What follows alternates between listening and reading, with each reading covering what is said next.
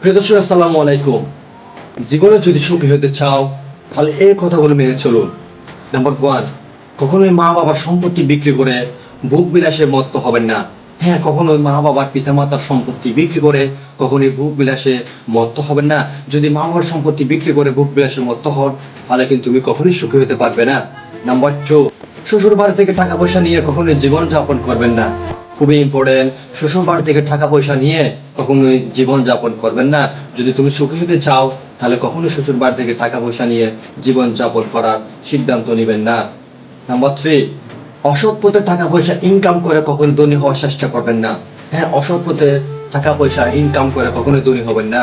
যদি তুমি অসৎ পথে টাকা ইনকাম করে যদি তুমি ধনী হতে চাও তাহলে তুমি কখনোই জীবনেও সুখী হতে পারবেন না। যদি তুমি সুখী হতে চাও তাহলে কখনোই অসৎ পথে টাকা ইনকাম করার মন মানসিকতা নেবেন না। নাম্বার ফোর, মানুষকে ঠকিয়ে বা পথে বসে কখনোই বড় লোক হওয়ার চিন্তা করবেন না। হ্যাঁ, এই পৃথিবীতে কখনো কোনো মানুষকে ঠকিয়ে বা পথে বসিয়ে বড়লোক হওয়ার চিন্তা করবেন না। যদি তুমি ঠকিয়ে বা পথে বসিয়ে তুমি যদি বড়লোক হওয়ার চিন্তা করো তাহলে তুমি কখনোই সুখী হতে পারবেন না। যদি সুখী হতে চাও তাহলে কখনোই মানুষকে পথে বসিয়ে বা ঠকাবেন না। ভালো লাগলে শেয়ার করবে। Thank you so much.